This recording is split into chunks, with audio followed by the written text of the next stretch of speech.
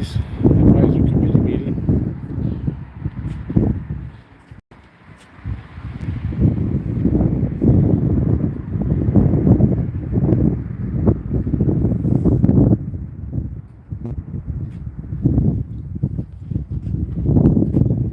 Nice and cool inside.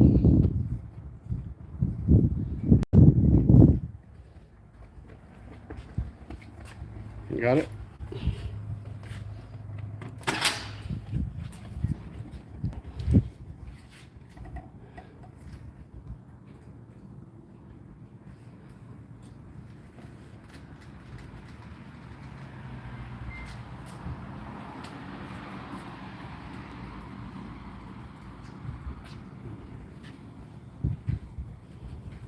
You're gonna hear it.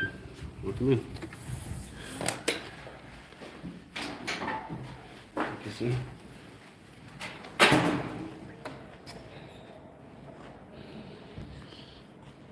guys can hit the thumbs up, appreciate it.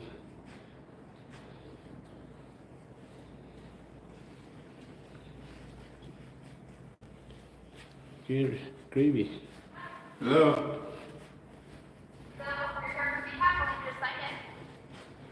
You want us to sign in?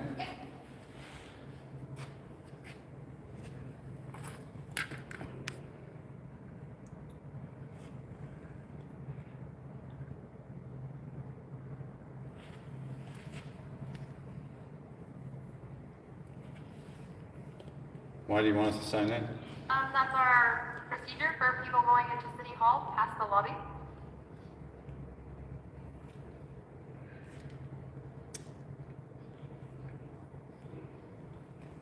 Oh, coffee, Matt R.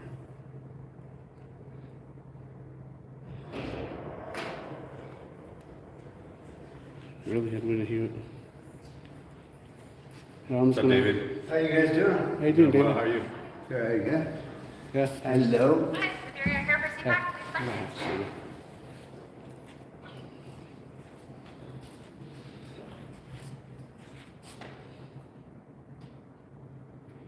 Really, Edwina.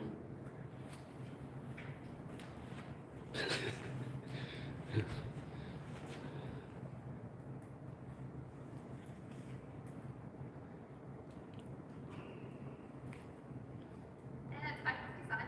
All right. And you just hold on for a moment while I get everybody signed in. I'll take you down. Okay, thank you. You're welcome. Alfredo Gonzalez. Hey, how are you? Good.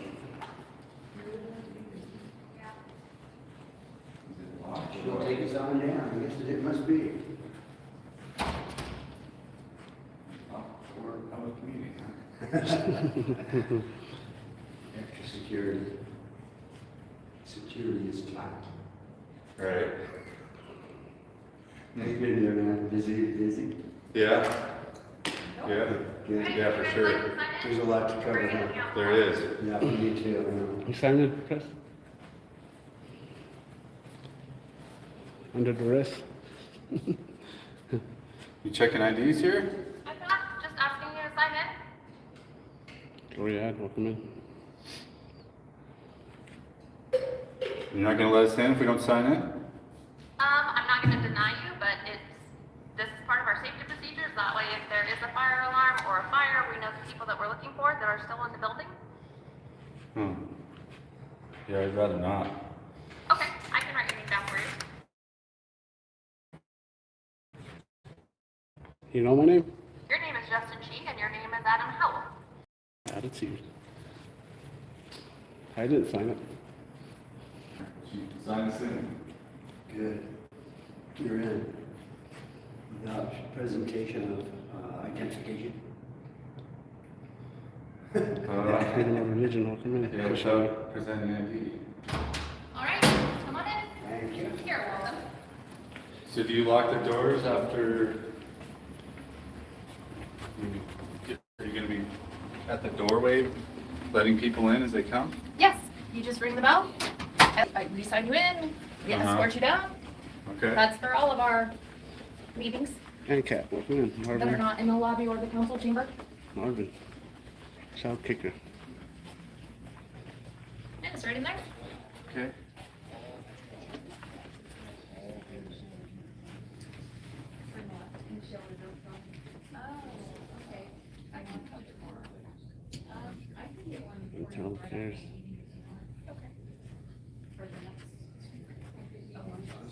Chrome, Lacey,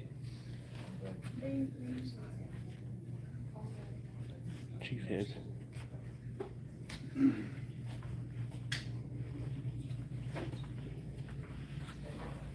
How's it going?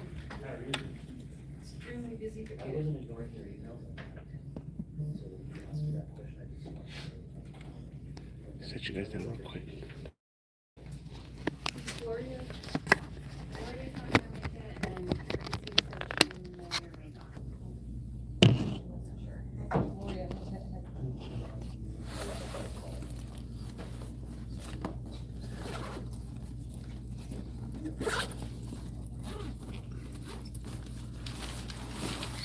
So we're not expecting anything else.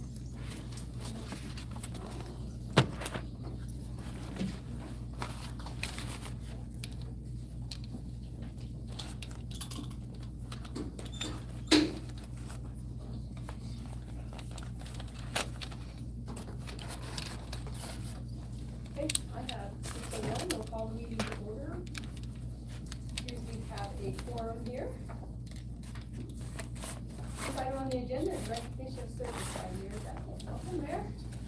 Good to see you. Madam Chair, Commissioner, thank you for allowing me the opportunity this evening to join you at your meeting. I thought calling you guys at my meeting, but I thought it'd be better to come do this here with you. You know, we want to take the opportunities when we can to recognize people for doing the right things. And we encourage folks to get involved in their community in many different ways, in ways that their strengths can meet their passions and the needs of the community. And for those individuals who choose to serve on advisory commissions, I think it's important that we recognize that a part of what makes local government successful is transparency. And when you invite citizens to come and sit on these advisory boards, and hear kind of what's happening in the community, from the standpoint of the local government entity versus what they're seeing out in the community, it's a big deal. We're fortunate to have committed individuals like yourselves who are interested to be here, want to be involved, and I just wanted to say thank you for that. The Upholds Commission, obviously recognizing, I think we have a dozen or more commissions, so quite a number of individuals who represent a very large portion of this community. So I wanted to come and recognize you on behalf of myself, City Council, for the work that you do, and also encourage you from the standpoint of what I deem kind of the four main elements of being a community member. Those would be service, stewardship, civility, and citizenship. There's also ambassadorship. And when opportunities arise for those who are engaged in these processes to educate folks, to provide input on things that you may know about that others don't, I would just encourage you. There's a lot of things that get put out, across different medias. And at times we may know something or have access to resources to individuals who may know something that could help folks in the situation. So I would just encourage you. But more than anything, I just wanted to come here tonight and present just these tokens of our appreciation for the work that you do. It's really meaningful, and so thank you. You're welcome. Thank you. Any questions or anything I can answer? Bunch of tyrants. I'm sorry that some of our commissions Tyrants. but we'll make sure they get you. Thank you, sir. Any questions? Oh, thank you very much. Appreciate it. Yes. Thank you.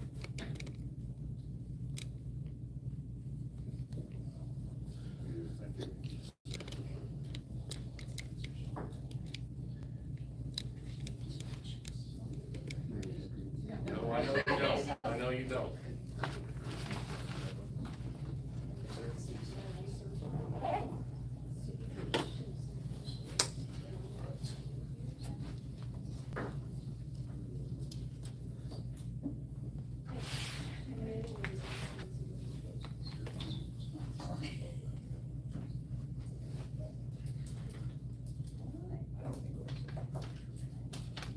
The next item on the agenda is approval of the minutes for March 21st, 2023 meeting. Does everybody have a chance to review them? So I entertain a motion to approve the minutes from the March 21st, 2023 meeting. We have a first by David and a second by Michelle. Any discussions? All those in favor say aye. Aye. Opposed? Motion carries. The minutes from March 21st, 2023 minute are meeting are approved. We have an open meetings resolution to look at. So normally this commission meets on the first, second, third Tuesday of every other month. Okay.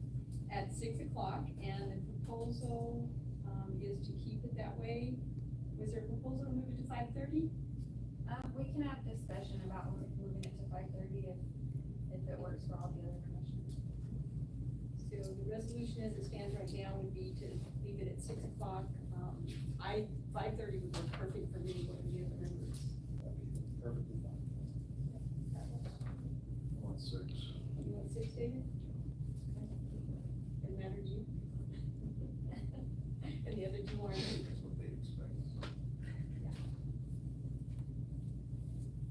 All right, well, the resolution is for 6 o'clock, so shall we leave it that, or should we do the majority, 3 to? I'd say do the Could you make it at 5:30, David? Sure. Anytime. No, you're anytime. Just be difficult. It's fine, 5:30. All right. And so I'd entertain a motion to approve the resolution changing the meeting time to 5:30 on every other Tuesday in January, March, May, July, September, and November. So, The motion by Terry, second by Michelle. Any discussion? All those in favor say aye. Aye. Opposed? All right, motion carries. The resolution is approved, setting the regular open meeting of the Citizens Police Advisory Committee for the third Tuesday at 5:30. Next item, are you signing it for us? are you gonna retype it, Kate? Yeah, she'll sign it after I make the change. Next item on the agenda is Police Chief's report. Chief Heavy is here in person. Welcome. How are y'all? Great, it's been a while, It has been a while. just a month. Yeah, I'll start with that. You know, I apologize for the cancellation, you know, with the events that we had the day before.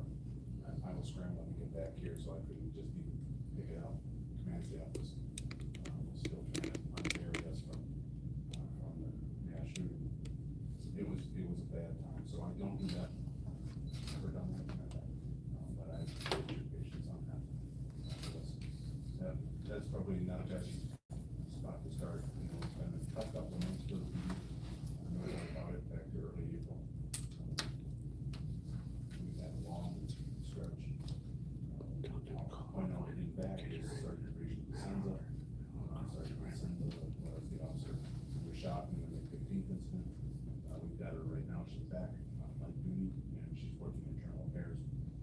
Assault up there. She's fully recovered. But that was the second and third officer in San Juan County that were shot in the last 18 months. From Officer Barretto's shooting in January of last year to May, 2 more officers being shot. And of course, I'm sure you all know that officer was killed on Almaguer yesterday. So it's been a violent year and a half for the PD as well. And some of that also probably then plays into some of the other stuff that I'll talk about, which is, you know, our numbers continue to be probably my number one priority of trying to fix, but are not easily fixed. So we have looked at some data that had, in the 18 months since January 1st of last year, we lost 48 officers in one form or another. Sometimes that's retirements, sometimes that's not completing the probation, sometimes that's termination, sometimes it's just departure. But 48 in 18 months is a staggering number really for a department that's authorized 138 to begin with. And is kind of symptomatic of the stuff we've been talking about over the last couple of years, really. As the PD has tried to get our numbers back up, or we have struggled with that. We're doing a better job on the recruiting end of it. So we just graduated an academy last month with 10 graduating. And we're starting another academy, I guess last week, with 10 in that. So we're doing a better job there, and we are attracting applicants. But the retention thing has been difficult for us, and continues to be. So the events of the last few months did not help. at all, and I know that at least a couple of our officers have left directly as a result of what we saw over the last couple of months. Because there's just not gonna be a lot we can do, other than, other than to provide as much support as we can, which we do. We have counseling, and as you probably do remember, we've had counseling now for 2.5 years, a grant that we applied for, gives us local counselors for officers and their families as they go through things like that. So we're doing the best that we can right now with the information that we have about why officers are leaving, but just in general, it isn't a great time to be a police officer. And so others, sometimes they're opting to depart. But that is our number one priority, is to try and turn the corner on that. And I'm sure Mr. Bratcher knows that it is difficult. You can recruit, but you gotta retain. And so we're struggling on that, and we're doing the best that we can with some out of the box thinking to see if we can fix that. Some of the other things that we had going, which you guys have corrected some, we're still trying to get ourselves roughed up to move into the new building. That is sitting out there, and we're utilizing it a little bit, starting to use it a little bit more for training events and things like that. But in general, we've got plans approved, and now we're waiting on the architects to come back and say, okay, this is what we think roughly the cost is gonna be to build it out like you're requiring. And from there, then we'll have an internal discussion with the city to see what can we do internally for the city, what do we have the staffing for, and then B, what do we have the talent for, that we can do, as fast as we can with city help. And then when we don't have that ability, or we can't get to it quickly enough, then we'll look at how expensive it would be to contract out for it. My guess is you're probably 1.5 years out. That might even still be optimistic. Could be as much as 2 years out, to build out the entire facility. That would include the locker rooms, the weight room, things like that, the armory, our evidence room. So the majority of the building is fantastic, and we will be kind of moving plug and play in, but it's those big ticket items that will need to get subbed. Where are we gonna put evidence, and where are we gonna put all our records stuff? You can live with things like the weight room, you can get to that later on, but the armory you gotta have. So we're kind of parsing through what would be our priorities, and then what can we afford to do and how fast, in order to kind of map out. My guess is I will have something late in the fall, from the architects that say, here's kind of your cost, and by then we'll also then meet as a city and start figuring out what we think the timeline is, for us to do something internally. So, it isn't as fast as I wish it would be, but it is moving. And like I said, we actually are using it for things like trainings, that previously we probably would have been trying to wedge ourselves into the civic center or something like that for. So, our significant challenge really, as far as crime and what's going on in the community, obviously gun violence has been a big one for us over the last 1.5 years. It's been one of our top priorities, but the second one is dogging us as bad or worse, and that's traffic. So we had another fatality accident this weekend. I was down this last weekend, visited with the families of 2 of our crash victims over the last couple of months, both with very significant injuries that they're trying to recover and rebound. One of them, a 2-year-old. So traffic is a major emphasis for us and for our officers. And if you haven't seen our red and blue lights out there lately, you will be seeing them. But we've been hitting it pretty hard here over the last month or so. I expect that we continue to do that. We've got to get control on things like the speeding and the racings, and also just the inattentive driving, the cell phones and things like that. So you will see us out. It is a major point of emphasis. We know that that's one of our big weaknesses right now is what looks like, what our critical injury crashes look like, and it's something we're working hard on. The rub to that is, as you have less officers on the street, they're now tied up more with responding to calls. So we're trying to manufacture some time in order to free up the ability for them to do that. Sometimes that means we're pulling people off of patrol and we're sticking them onto details to do nothing but traffic. Other times it means we're letting calls hold for a while and we're going and rallying up. Really, it's whatever the shift thinks that they can make happen with the numbers that they've got. We have an overlap day of Wednesday, so, I probably urge everyone to drive carefully on Wednesdays, because we have the staffing and we'll have the downtime in order to enforce it, but looking at some of the other, time periods, we're trying to be as creative as we can. But there's no doubt, we recognize it's a significant threat for us and a challenge for us. So that's really, my briefing to you. I can go into more on any of the events, if you would like me to, but I think you've watched the press conferences and read the articles and seen the interviews, of which there was plenty of them. It was a long stretch for us, in the wake of it, and it was disappointing on two levels. That Farmington made national news as much as we did, certainly not the way that we were trying to.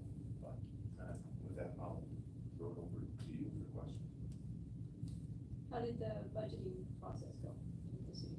Budgeting process was not bad for us, except in the area of vehicles. We continue to be shy on capital money. Vehicles that continue to be a challenge. They were for us last year as well. And another year that is concerning to us. Some of that goes to the discussion of how much can the city do with the new building, right? The more money I spend on the new building, the less money we have for vehicles. So that really fuels some of the cost cutting that we're trying to do with how we build out the new facility. But vehicles are a challenge for us. On the other hand, in other areas, we did it. We're happy with the budget. We got a lot of the things for the real-time crime center on a continuing basis. We're looking to civilianize a couple of more positions in there, which is a good thing. We're looking at partnering one position with Bloomfield so that we will take over Bloomfield's cameras, and they're gonna partially fund the position to allow us to staff more often, which is a good thing for the county area. And we're looking to civilianize a supervisor, which will throw a sworn officer back into the mix for other assignments. So, there were things that I was pleased with in the budget. Our overtime and our training has always been generous, but vehicles will be a challenge for us in a few years. We discussed that at the last meeting, actually, a couple months, Yeah. sorry, 4 months. Yeah. So I just wanted to commend law enforcement, Farmington Police Department, State Police, County, on the incredible job of the mass shooting. The response was just just hard to believe, how quickly everybody was able to respond.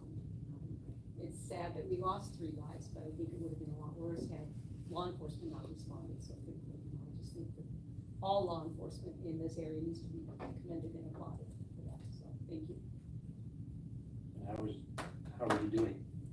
No, I'm recovering, thank you. You're recovering? Yes. I'm happy to be back. Good. I'm glad you're okay. Yes, thank you. Yeah, I thought, the initial response by the main body, and it was those 4 officers, and then Officer Downs was with them. So we had 5 officers responding as a team, and the way they were hustling the contact, I was very proud of. And then of course it's our training, but you never know until the moment is there in front of them, and they really responded. I was proud of the citizens. They came out and really helped us track down where the suspect was and where he was going to. It was a different scenario for us, right? We track mass shootings in schools or businesses at Walmart or something like that. This was different. It was out in the neighborhood, and he's just kind of roaming down the neighborhood. So without citizens helping us pinpoint it pretty quickly, it was going to be a much more prolonged search for him. In this case, they were able to pinpoint it quickly. They charged in. They were able to neutralize him quickly, and then we got medics in there pretty quickly. And really, what you had was all the way down to the hospital. Hospital staff locked down the ER, and they were all standing by expecting a lot of casualties to come in. So it was really an excellent example of some of the inter-county training that all the different agencies have done. Dispatch was doing a fantastic job. The county and Bloomfield and Aztec PD scrambled over. Fire and medics were racing into the zone. So it really was about as good as you could have done. But for me as chief, with 3 people killed, it was difficult. It was difficult. They certainly not what we would want. So how closely did the response follow all the training? Really, good. They really did scramble together well. There was good communication on the radio, like you saw in the videos. They got themselves organized into a team, so it wasn't disorganized and we're just kind of scrambling around. They got themselves organized, they knew their plan, they moved in, right up to the, when the suspect goes down, the officers yell ceasefire and we stop firing and we now start moving in and trying to apply medical care. So really it was everything you could have hoped for out of it. That's awesome. Good. I'm glad the training's working, so. Anybody else have questions for Chief? Mr. Rogers? Oh, no, I don't have any questions, thank you. All right. That's Thank all you, good. Chief. We appreciate it. Thank you.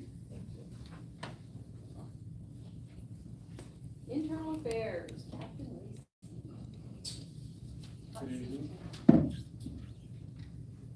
So Lieutenant Smith and Sergeant Sproul come up and go through the numbers in a moment. I'll just go over some general, probably the biggest thing that's happened in this division is we've had a lot of movement in the division. So over the past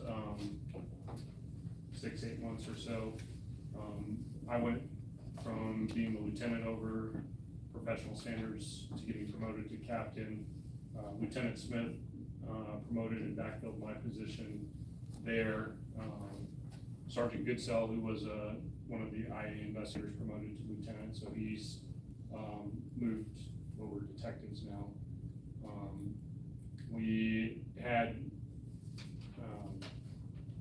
Sergeant Mosley in use of force. He moved over to the IA investigator spot.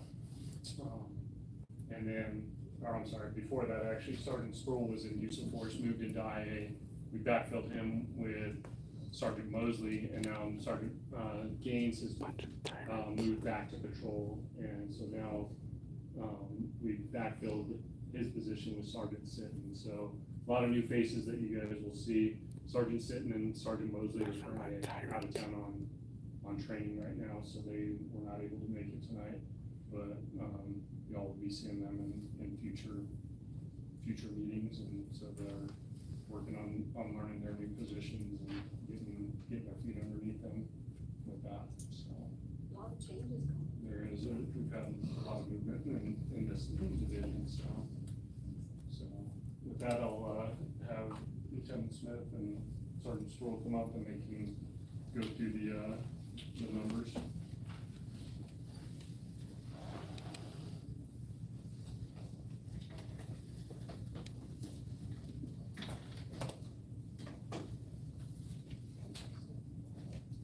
All right, I'll start with the internal affairs report.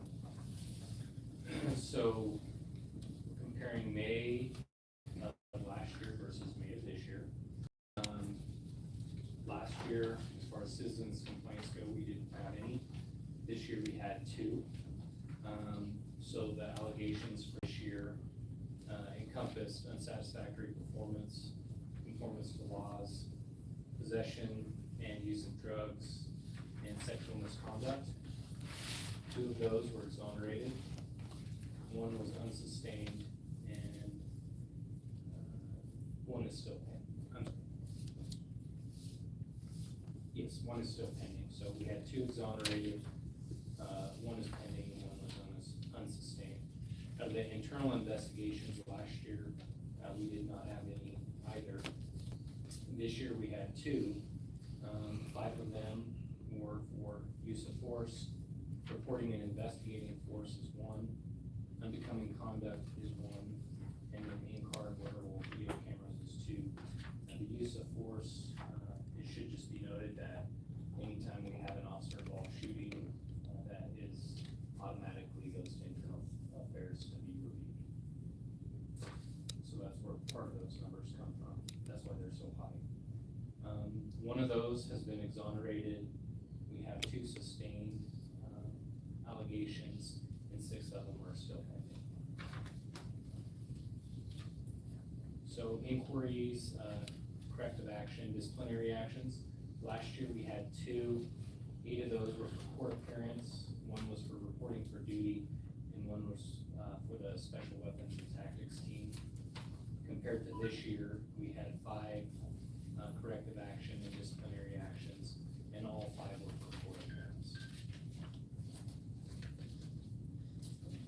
For June of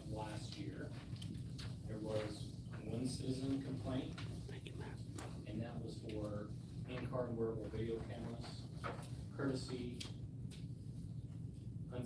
unsatisfactory performance, ×2. 3 were exonerated and 1 was unsustained. Compared to this year, we had 1 citizen's complaint. It was for unsatisfactory performance, use of force, 2 allegations there, and 2 allegations of prohibition against bias-based profiling, detention and arrest. All 5 of those are pending. Internal investigations last year, we had 5. 6 of them were for use of force, 1 for unbecoming conduct, 1 for insubordination and intemperate behavior, 1 was for in-car and wearable video cameras, 1 for truthfulness, an allegation of illness or injury to report, an allegation of unsatisfactory performance, and 1 for departmental reports. 3 of those were exonerated, 5 of them were sustained, 1 was unsustained, 1 was a policy failure, 2 were unfounded, and 1 of the allegations is still pending. Compared to this year, for internal investigations, we didn't have any internal investigations in June. As far as inquiries and corrective action, disciplinary action, there were 4 last year, and they were all for court appearance, compared to 4 this year. The same, they were for court appearance and all of which were sustained. Do you have any questions on that? And the numbers don't match because of the reporting, right? Right, so we may have 2 citizens complaints, but there might be 5 different allegations in those, each one of them. So while we only have 2 citizens complaints, there's 7 or 8 allegations. That's why they're in a citizens complaint, they're alleging multiple allegations.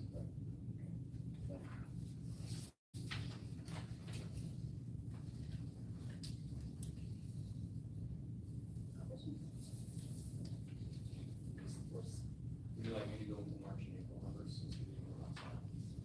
I have them, if you like. Yeah, I was just looking at it. We were here in March, but we went over the January and February numbers. And then we missed May. So, It's up to you, I can go over them, or you can review them and ask questions. March, April, and May. Let's give a couple of minutes to look at it. I have questions. It's good to get, so. Yeah, we're looking at that, yeah. Jump out. I was looking at March, the inquiries, 13 last year and 2 this year. That's good.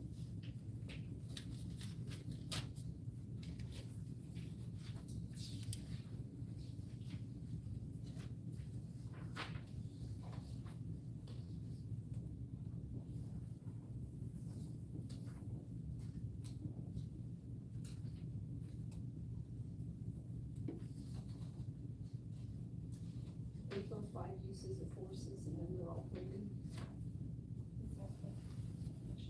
Yeah. That's the homeowners.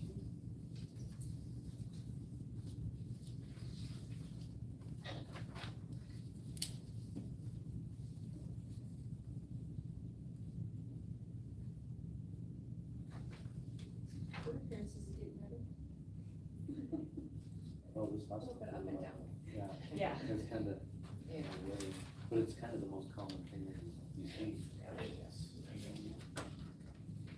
And it's tough with still some, I don't know what municipal courts do, but magistrate and district, or some hearings are in person, some not. Yes. Our MDB hearings are the same way, some are in person, some are over Zoom meetings, some are purely telephonical. And it's gotta be hard for the officers to remember.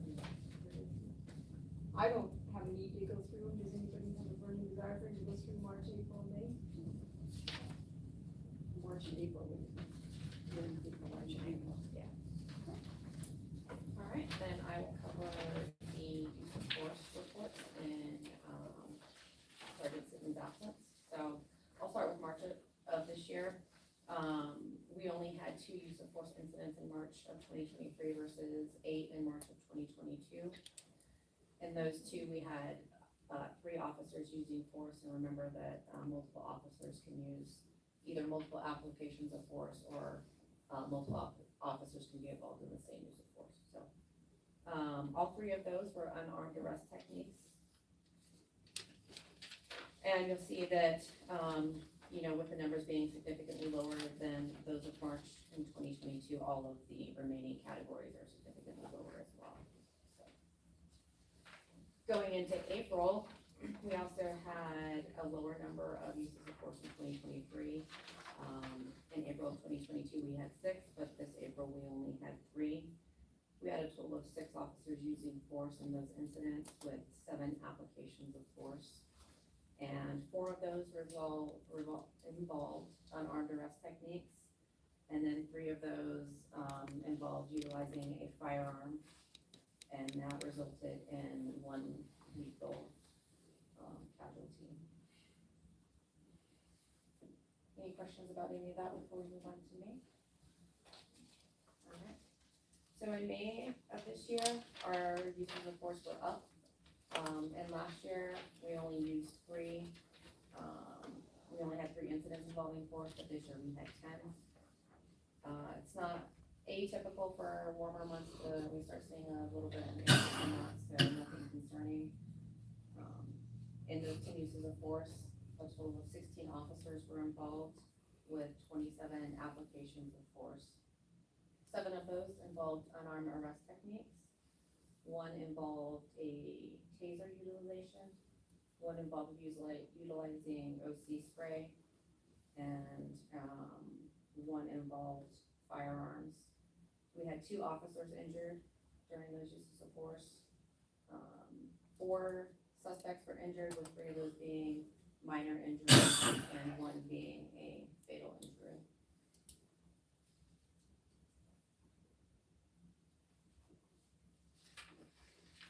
Any questions before I move on to June? Okay. 7 of the unarmed arrest techniques. Is that broken down somewhere by the different techniques that they use?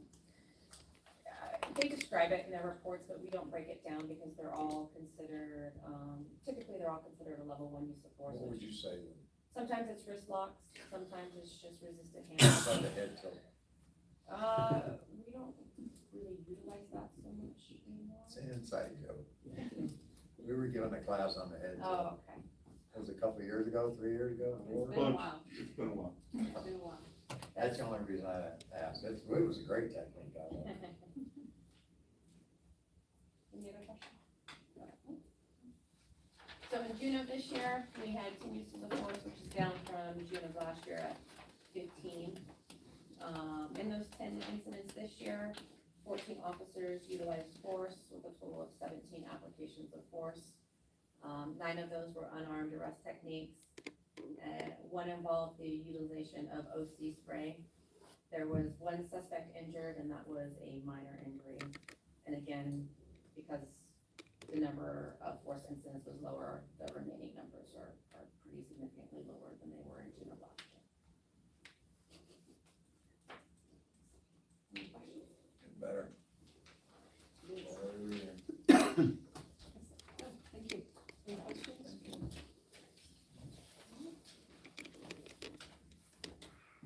Any new business? Members? Any business from the floor? Any citizens who want to address the committee, will need to sign in prior to, so you should sign in prior to the meeting. If you have comments, I'd ask you to them just for minutes. So is there any business from the floor? Yes. Yep, my name's Adam Howell. Andrea signed me in. I'm here to redress my grievances.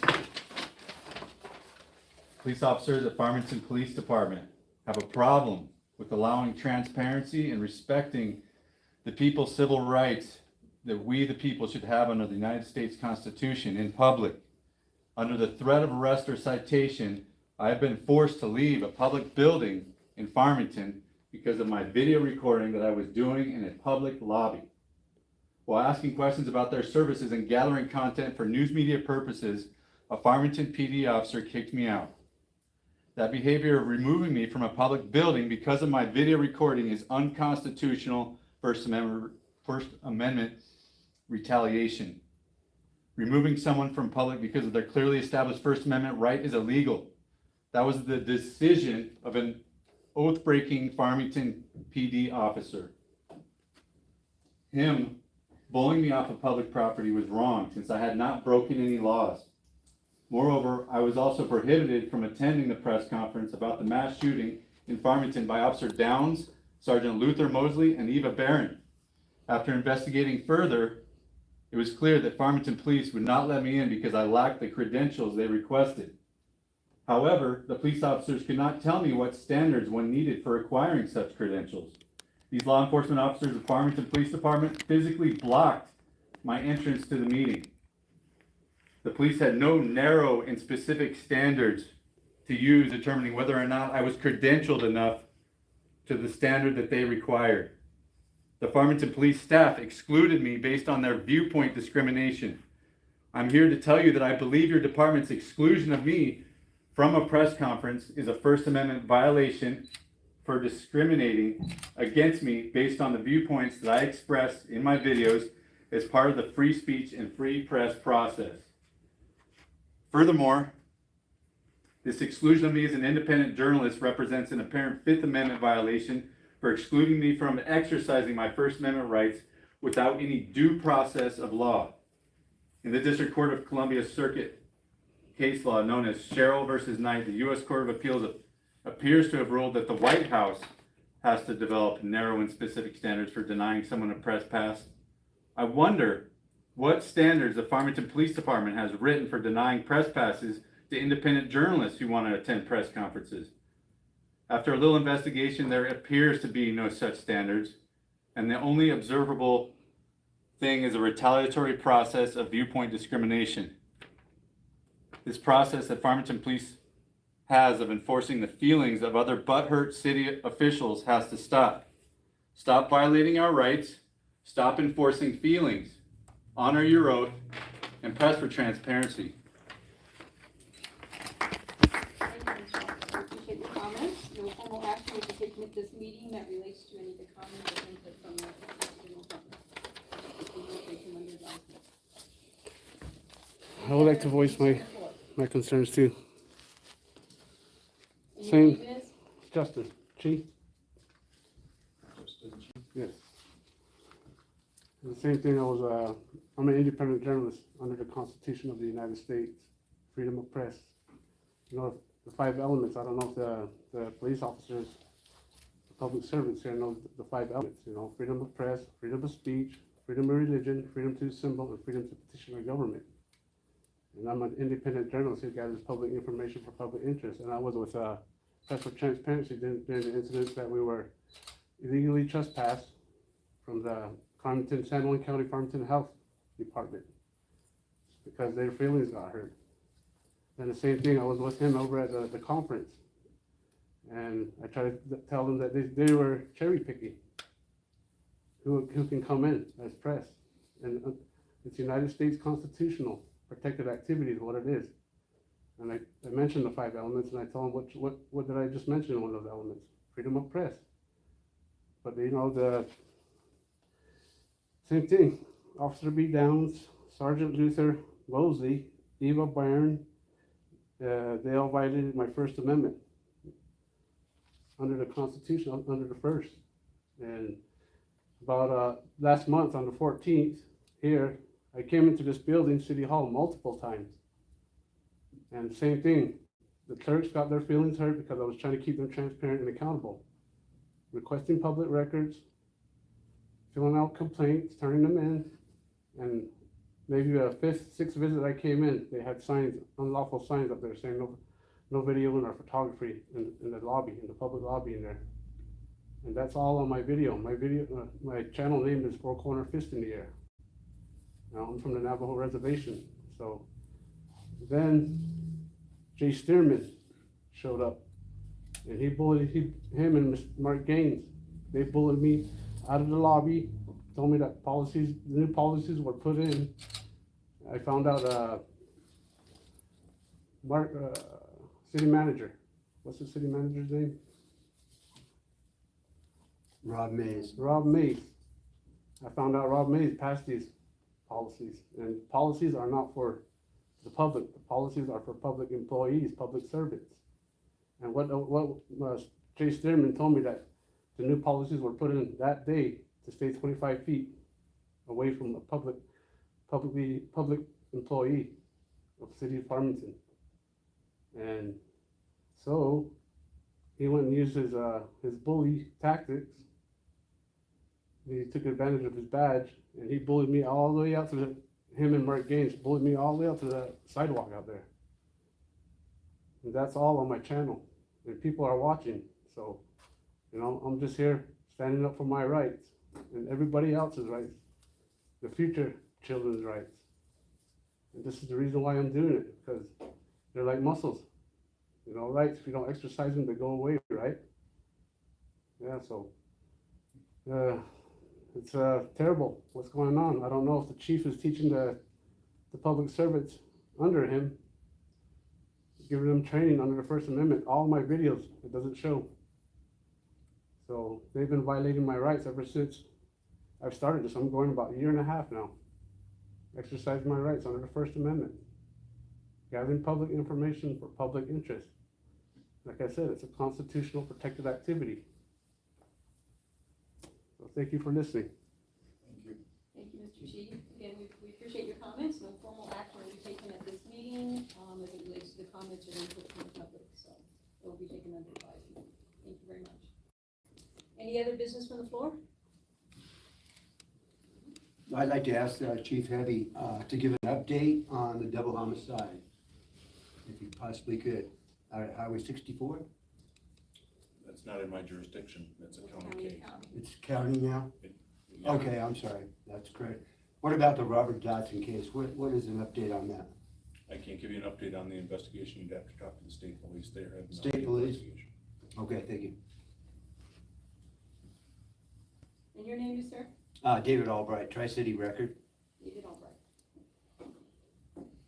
Any other business from the floor? We'll close that part of the. You have something to say? agenda. Yes, thank you. My name's Joe Hubbard, and I'd like to start with my prayers are with everyone in this room. My heart still hurts. But I do have a question, if it's all right, regarding the killer from Farmington High. Was there any indication that the counselors picked up? Our society is changing so awfully. There was a time when the counselors focused on the futures, the careers of the students. And now we gotta look for sick kids too. There was a time not that long ago that our police officers went their entire careers without drawing their weapons except at the firing range. Anyways, thank you. Thank you, Mr. Hubbard, appreciate it. Any other business from the floor? If not, I would entertain a motion to go into closed session pursuant to section 1015 1H2 of the New Mexico Open Meetings Act to review and consider case number 2023-015. Make a motion. Second. Okay, I have a motion and a second to close the meeting pursuant to the statute just quoted. Or is there any discussion? All those in favor? Aye. Any opposed? Okay. The meeting is now closed. I'd ask everybody from the public to leave, please.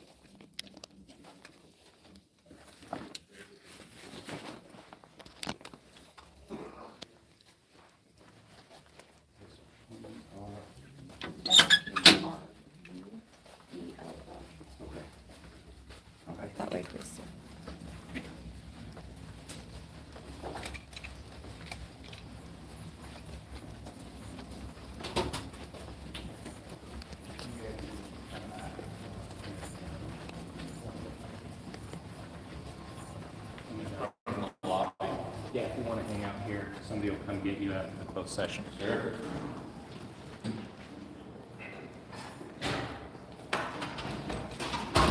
Good job. Thank you. Very good. Thanks for carrying. You on. too. Just, Oh, yeah. yeah, that was great. You guys have spoken pretty well. So more and more people need to do. Freedom of speech, right? It's okay. When will your video be available, you guys? It's online right now, It's but live. It's already online. it'll take a little while to load completely. Yeah. It's live. It'll kind of be helpful for you to send me a copy when I write this. It's live. I recorded it. I got ready to record it, you know, so I have a transcript. Yeah, so it's on live? Right, George Daly. So You seems are like pressed for transparency. Yeah, so I've written this right here. Yeah. That's what I said to that point right there. You can have this. if you Oh, want. okay. 'Cause I- But I did get it recorded, so I got a transcript of it. Good job. you want to introduce yourself and Do you mind if we record you? David Albright, Tri-City Record. and you have you work here locally for a Yeah, local- we're trying to do our very best to provide coverage, good and objective coverage of the local news and events. It's been challenging, but it's fun. Yeah. Yeah. Yeah. And I appreciate you guys doing what you're doing. Thank you. Oh, yeah. Absolutely. Thank you for your We need more- support. Yeah. We need more people to stand up and honor their own constitutional rights, do whatever they can to press for truth and transparency and Yeah. accountability. Yeah. Very good. Heck yeah. Appreciate it very much. Yeah, these meetings need, We need to get more people to attend these meetings and they can find out what's going on. yeah, for You know? sure. But you guys are getting it out there by way of what you're doing, so Yeah, that's an excellent start right there. Well, you even got a round of applause from one gentleman that was in there. I wasn't sure if Is that young gentleman there? do you know who that gentleman is right there? no, I don't know who it is. But he did. He responded spontaneously to it.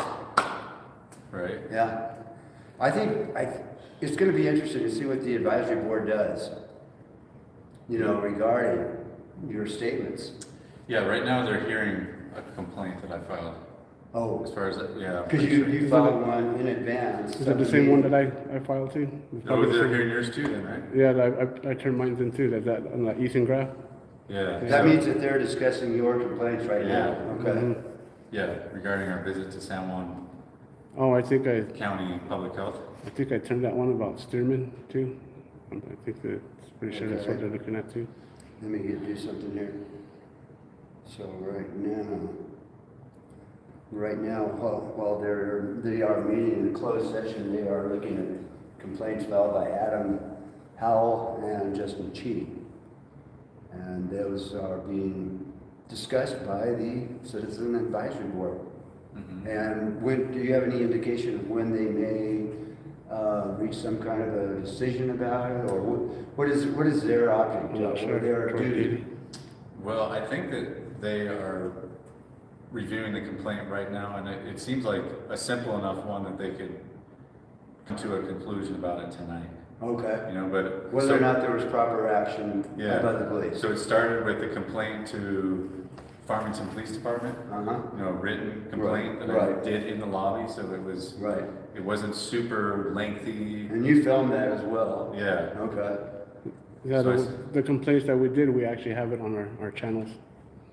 Okay, good. Two of them were with the complaints. Two of them I was with Adam at the time. Well, it'll be interesting to see what the follow-up is, if there's any kind of disciplinary action or any kind of counseling or advisement. You know. Training, First Amendment Yeah, training. training, yeah. That's what's needed. Yeah. yeah, we are very concerned that these police officers don't understand the 5 elements of the First Amendment, Right.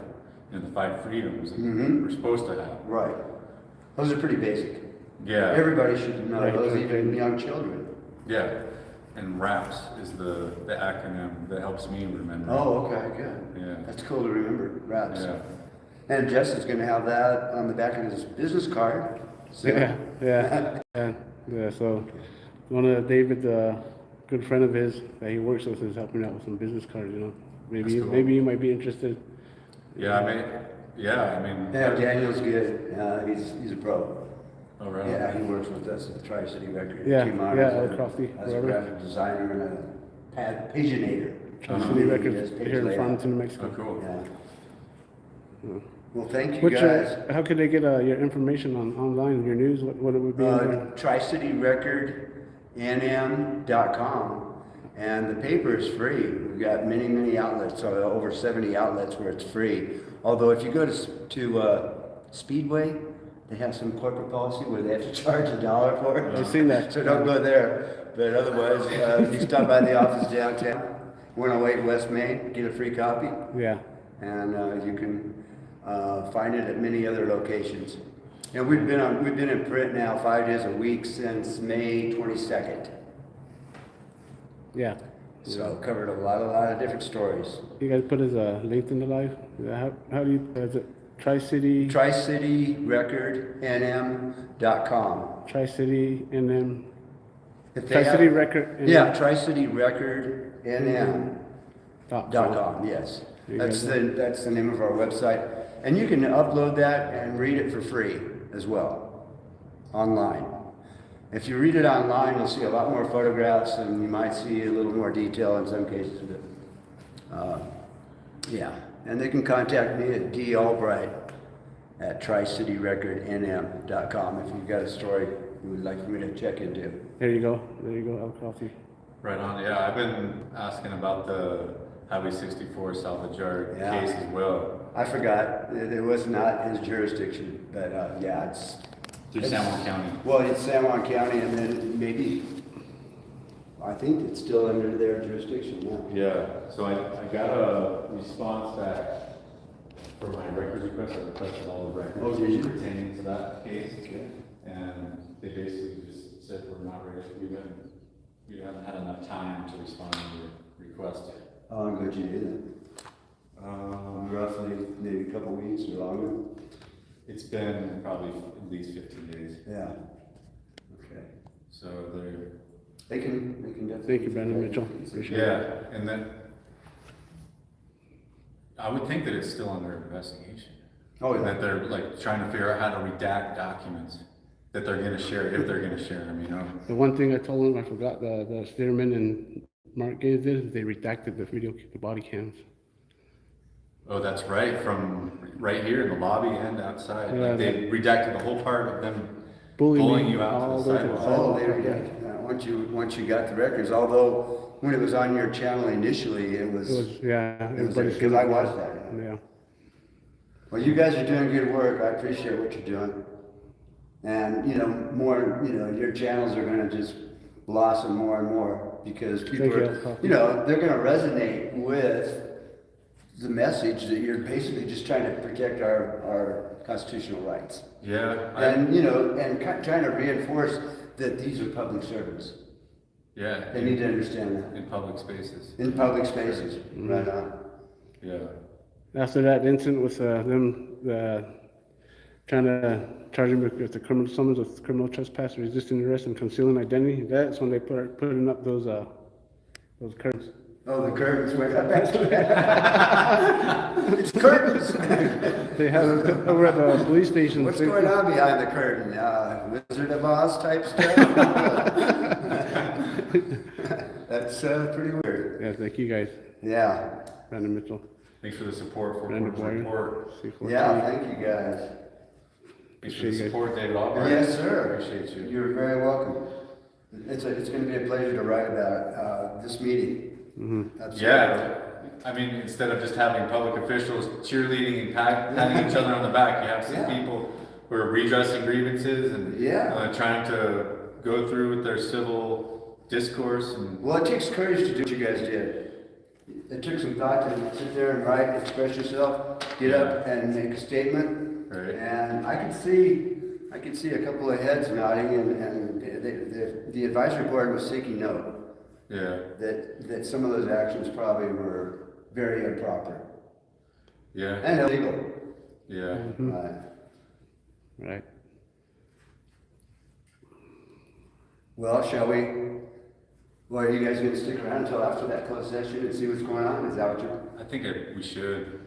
I You mean, we've might already... as well, since you're you're doing your job, your due diligence. Yeah. I had a long day, so I think I'm gonna, Right, I so, hear you. this is my copy. I got another story written that was kind of time consuming. It was about an upbeat thing though, Indian cultural arts at the Aztec ruins. Yeah. Some great music, Levi Platero. Nice. Press. Man. Yeah, I'm never Matt R said those are curtains that we paid for. Oh, yeah, that's right. What's that? The curtains that, yeah, they had to close the curtains that you paid for. Right. Yeah.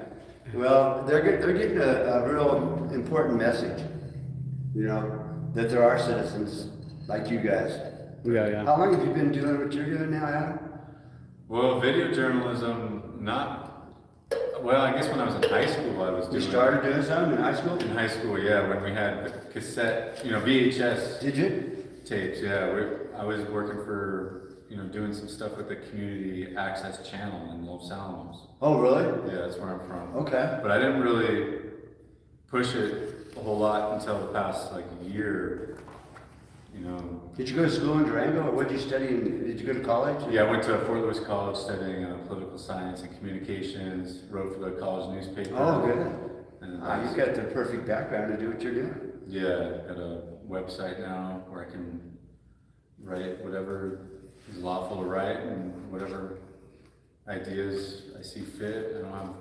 Cool, man. What is your website? Pressfortransparency.com. Okay, I haven't visited that yet. Pressfortransparency.com. It's FOR, transparency. Yep. Matt R. That's important. Well, yeah, you're using your background, your education for something very positive. Yeah. Thank you, man. Congratulations, man. Hey, thanks for caring. Right on. Thanks, Right, Justin. man. We'll talk I to you appreciate later. what you guys are doing. Yeah. Hey, man. Good to see you. Yeah, keep it up. Yeah. Okay, so we can chat. Oh, JC News Now. Is you on your chat? Yeah, JC News Now is here. Welcome in. What's up, JC? Good to see you here. Yeah, so we redressed our grievances to the Citizen Complaint Advisory Committee here in Farmington, New Mexico. And then before that, we heard the police chief and some other staff from Farmington Police Department talking about the history of complaints over the past couple months, I guess, and how it compares to the past. And I know there's much more people whose rights were violated here in this town. I've got comments when I first started on my channel. Uh-huh. There's many people's, because they just don't know the 5 basic elements under the First Amendment. Right. Yeah. So. Yep. But one thing I haven't heard is the committee talk about individual complaints. So I'm wondering if the complaints represent, what is it?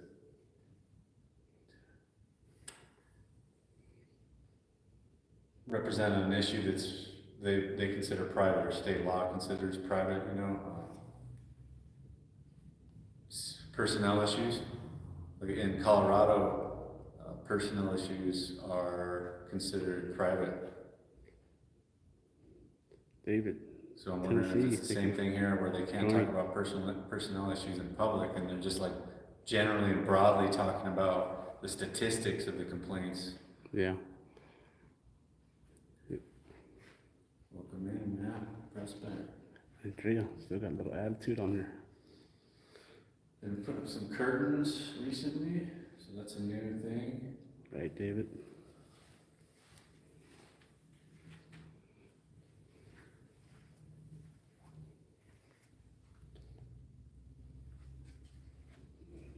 You got the calendar right here.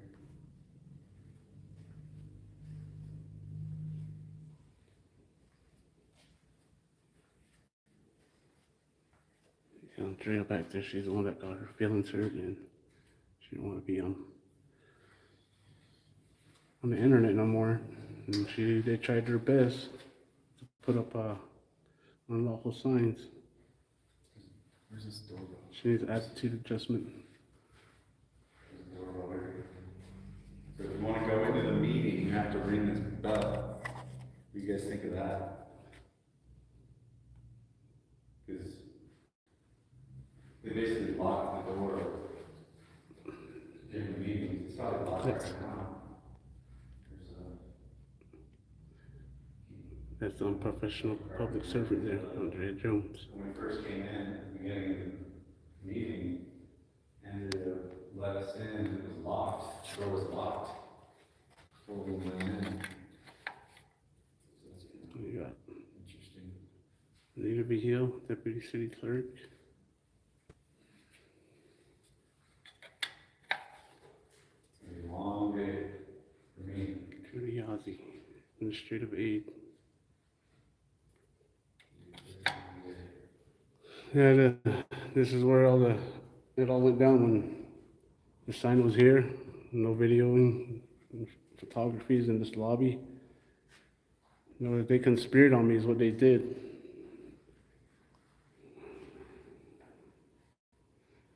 I'm pretty sure Stearman's the one that was brave enough to come in front of my camera and make himself look like a clown. Yeah, JC News Now, there was basically like 3 people that commented tonight. Four Corner, Chris and Aaron and I, and then this other guy talked about the Right, David? shooting. Matrix Transparency. Oh, come on, you guys put Matrix Transparency is making life, will show some support. We're here at Farmington City Hall, where Citizens Complaint Advisory Committee is meeting an executive session to talk about our complaints. Right, Matt, against Graff for I'm pretty sure. forcing us to leave San Juan County. I'm pretty sure Chief Heb told him who's brave enough to go in front of his camera, and Jay Stearman, like you It said. took over 80 days, the city of Farmington took over 80 days to respond to. Brave and stupid enough to come down here. He probably raised his hand. Or at least mine. I'll do it. And then when they did respond, they said it was really short, like 1 or 2 words, you know, it wasn't even complete sentences. And they basically said, you know, we agreed that there was unsatisfactory performance. Thank you, Brandon And Mitchell. then You the guys other will show thing was- Matrix Transparency some support. So, you know, I alleged a violation of the law, you know, civil rights, and they basically brushed it off and overruled my claim in that complaint. So then, once I got that back, I had 14 days to submit it back to City Hall. So I had to write a letter to City Hall saying that I wanted the Citizens Complaint Advisory Committee That's a to good hear my idea. case separately from the Internal Affairs Division of Farmington Police Department. So that's what they're doing now. They're having an executive session to talk about personnel issues, specifically our complaints. Hey, Press, So, you want to give a little bit of info to what you're going through up in Colorado? sure. Yeah, I am, well, currently, I don't have any court hearings, but, I went on a public tour at Durango Art Center, which is a property that's fractionally owned by the city of Durango and fractionally owned by Durango Art Center as tenants in common. Checked out the gift shop, the gallery, and the theater. In the theater, there were some people on stage. The theater was wide open, the doors were wide open. I was there during business hours. They got butthurt. They told me to stop recording, told me it wasn't open to the public, even though it was. So they distorted the facts. And then Brendan McCone made a false call to 911 saying that I reached for pepper spray and that I was harassing people. And then she told the police that it was private property and that they did not receive public funding, both of which were false.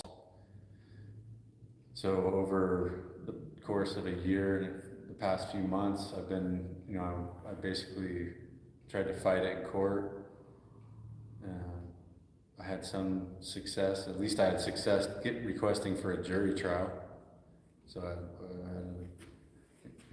they said I could have a jury of 6. And then at some point I decided to hire an attorney who, heard and read the facts of the case and watched the videos, but he tried to push me to take a plea deal. He said, "Oh, this is the best deal you're going to get, this plea deal, where you take a deferred judgment, and then you remove your video from the internet, and then you won't be charged restitution." They wanted to charge me $15,000 in restitution for my visit to this public property on a Saturday. So I said, "No, I'm not taking this plea deal. I'm not taking my video down." And there was another offer. They said, "Well, if you just agree to contest another protection order, then we'll agree to dismiss the case." I said, "No, I'm not going to let you do some double jeopardy thing against me." One of these guys that I encountered, the president of the art center, filed a protection order against me while I was at the facility, after my visit, and he lied to a judge.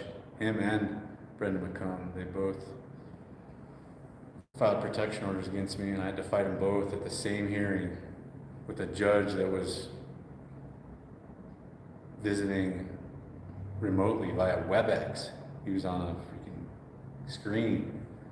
And in order for me to show my video, I had to hold a laptop up to another laptop while my video was playing and show the judge what happened. Basically, Brenda said that I'd been calling her since I'd published her phone number. I said, "No, I did not call her. You have no proof of that." And there was a public record since she called and told dispatch what her phone number was. So the judge said, "No, that's not a valid excuse for a protection order," and denied her protection order. But then this other guy, Michael, claimed that I had reached for a can of pepper spray in a threatening way and touched it on my belt. It was like behind my back. And you were telling me that there was no proof of you, and they're just going by hearsay. Yeah, this guy had no evidence in court, and the judge approved his protection order against me. So he said, based on the pepper spray and the video recording surveillance of the license plate and the VIN number, which I did, when he was out there, he went out there and, talked some shit to me and basically issued a veiled threat to me about what he would do if he found me somewhere, some other time. And all I did was ask him what his name was and video record his card. So the judge issued it, and then I appealed it within 14 days. And the district court judge eventually denied my appeal.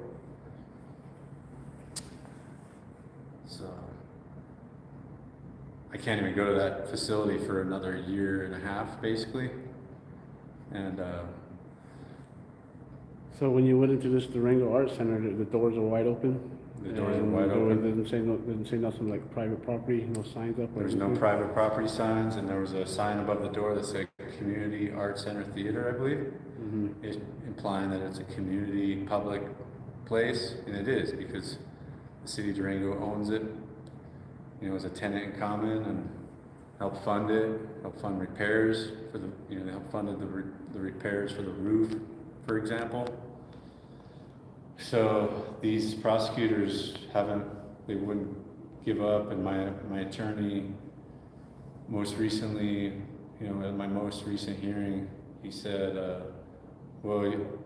they're offering to give you they're offering to give you a diversion agreement if you just remove your video of the incident and agree not to publish any more videos with these witnesses' names in it, and remove all the videos with their names in it. I said, "No, I'm not removing these videos." And they said, "Also, you got to remove her contact information." That was what the agreement said. David's asking you a question. He said, did you appeal or reach out to Institute for Justice? No, it's still basically, I mean, no, but I have asked my attorney about appeals, and he seems to be dragging his feet. So I've asked him to appeal the protection order to a higher court, to the appeals court. And then, so I saw this diversion agreement. I wanted to just, I really just wanted to get a copy of it and leave, but the only way I could take it with me is if I sign it, basically. And then, I thought, well, if this thing gets dismissed after 18 months, that'll be the exact time when I can contest the protection order and then maybe go back into the facility. Because I can't go back in the facility either way. So I decided to sign this agreement. And all it basically says is that I have to make contact with the diversion coordinator once a month. But I don't, and there's going to be some other strings attached that I don't know about. Now, Matt R. said fire attorney, he sucks. Yeah, well, it's easy to say that, but then when you have no other attorney to work with, and then you have all this experience getting rejected by attorney after attorney after attorney, almost every attorney in Durango has rejected me for this case, for that particular trespassing case. Right, matrix transparency. So it's easy to look at it from the outside and say, hey, go get a new attorney. Mm-hmm. But then who's gonna take the case? Nobody that I don't know anybody in Durango. I've heard attorneys say you're gonna lose the case and you're gonna become mentally ill trying to fight it. And I've had attorneys say, no, we don't have time for your case. The attorneys want to take on like the high profile murder and felony cases. So it's easy to say that from the outside looking in. Yeah, get a new attorney. I understand. I agree. I wish there was an attorney that would say, hey, we're going to fight for your civil rights until the end, until we go through the jury trial.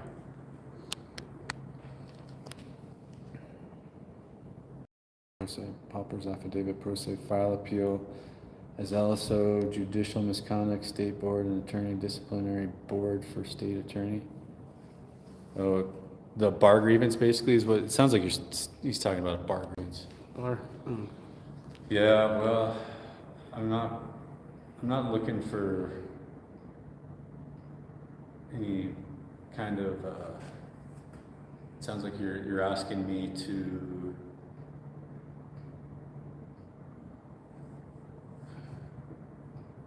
Complain about the performance of my attorney or the judge. And again, that's easy to say from the outside, but then if you piss off your attorney or the judge who's helping you out or that's involved in the case, you have to think about what kind of retaliation that can cause. And I don't want that. I don't want retaliation. I'm trying to work with what I have, which is very little. And I have tried working as a pro se defendant. I filed tons of motions. Most of them have been rejected. I've seen other pro se defendants go to jury trial and then stumble and get convicted, and having prosecutor object to their work in the jury trial over and over again to keep them from even telling the whole story. And I think if I have an attorney, at least I'd be able to tell my story in court at a jury trial. ANCAP gamers, sadly there's zero profit in the small arrests that happens to the 1A people. Yeah, so I have paid an attorney a bunch of money for this case, and I would pay him even more for a jury trial. And the risks, there's financial risk up front with fighting the case, like $16,500 in fees for me, possible fees. So, there's obviously no financial incentive right now for me. In fact, there's financial problems possibly if I lose. But it's not over really. I've got 18 months to be compliant with this process or not be compliant, and then we go back to a jury trial. And that's where it's at. Truth seeker, yeah. Truth seeker says, so you piss them off. you're screwed. Where's truth? Piss off Yeah, the people right. involved, yeah, like the judge or Mhm. the attorneys, yeah, I don't. Yeah, yeah, chopper. The system is built for us to fail, actually. Yeah, I mean, I don't know, I think a jury trial's opinion is respectable. But when your attorney, like my attorney, has pushed so hard for me to take this agreement or take a plea deal and not fight for me, and then he also says that he thinks I'm gonna lose. Back in session. Okay, thank you. We're going back in, yes. Thank you. Let me leave my stuff there.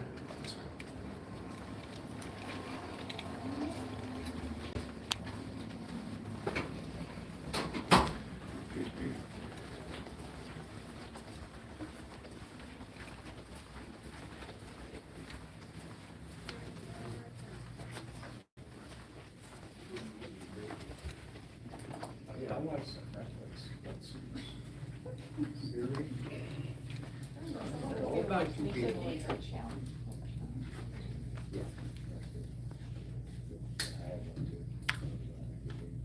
All right, we are back in open session, so, in closed meeting, we reviewed and considered case number 2023-015. I'll entertain a motion for case determination on that case.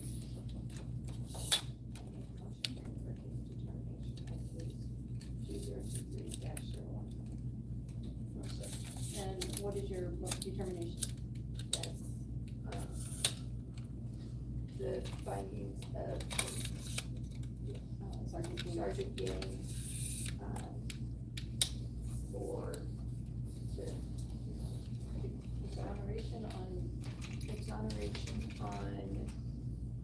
code of conduct, 1.01 violation of rules exonerated, and code of conduct 1.02 unsatisfactory performance. And is it your motion to uphold Sergeant Gaines' findings and conclusions? Yes. Is there a second? Second. I have a motion and a second. Is there any discussion?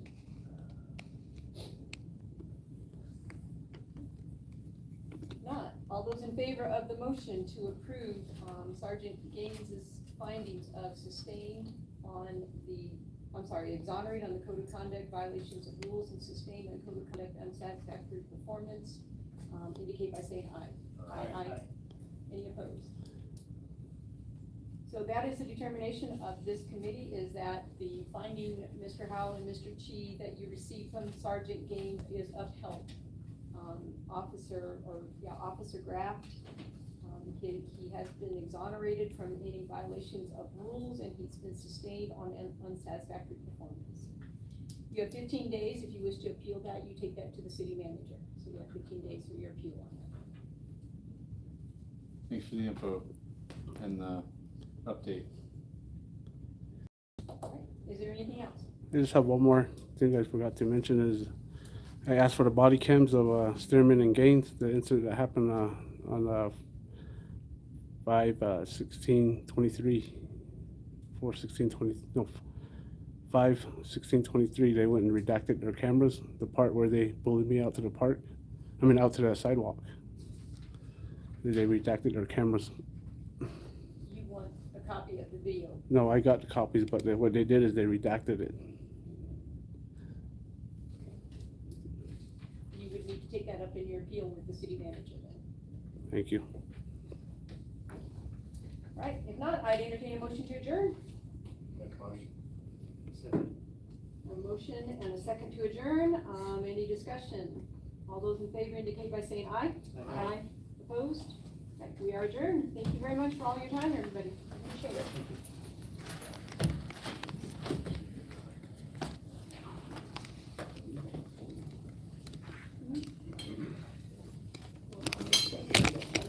Sorry, guys. Who else is gonna do the, Then I won't get the meetings for Michelle and I are gonna review and present the 27th or the only public meeting. you're So, all set. I got the, motion somewhere Kay will get you a jump drive. For the next case, I can, do you want one too? Okay, let me go make some copies right now and I'll get them to you and then take back in. Okay. Gloria and I are the only ones who picked up. New Tyrant right there, new Tyrant. You want those back? Rainbow colors, yeah. Okay, and I'll go make copies of the other one right now. I was surprised I hadn't heard from you, because usually you're on top of it. Thank you.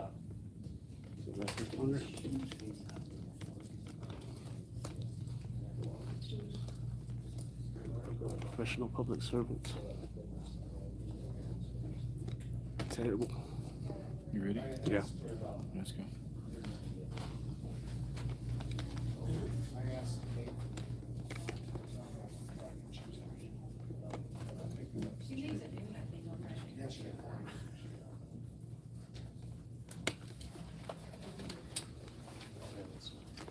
Nate Lacy, right? You have a good day. You too. Guys, a tyrant too. They're all tyrants. They don't know the law. Unconstitutional.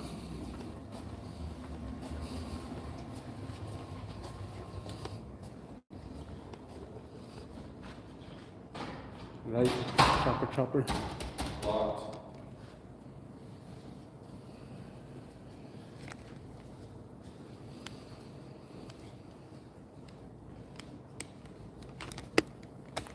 Okay.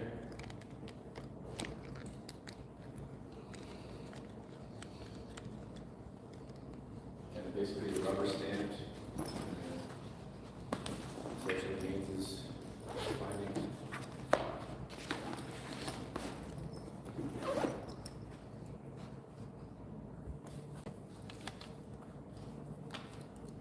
Guys, just show me in my live here.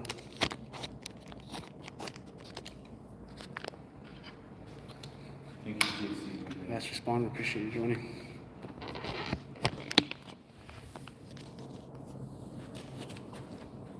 It is.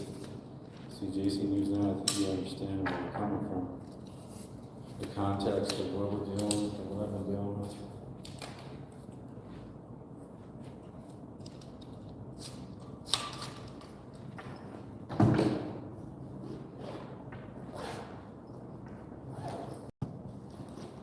At the same time, I don't know really what to expect further from the process anyway.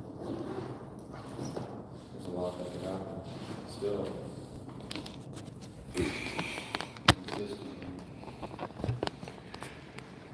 Hi guys, I appreciate you guys all joining. If I missed you in the live, I'm sorry.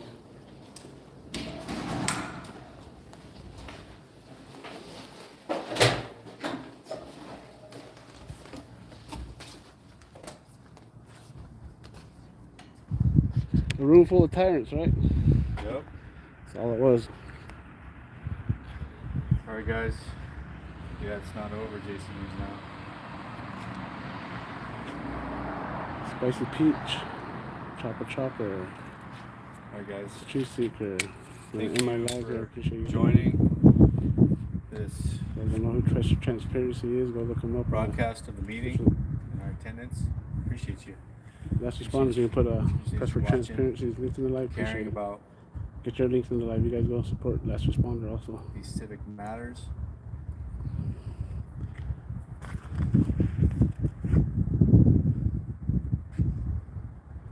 I'm gonna get off of here. It's been about 90 minutes, about an hour and a half. So thanks for everybody.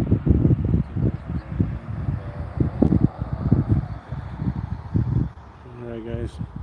I'm gonna end my live here. I appreciate you guys joining, like I said, and support.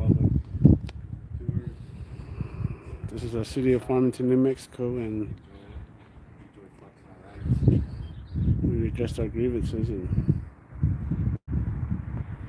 I guess they had a closed door meeting about our complaints.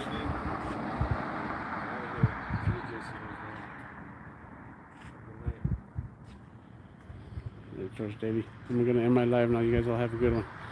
All right. You too, Tristan. All right, guys, I'm out. Appreciate you guys joining.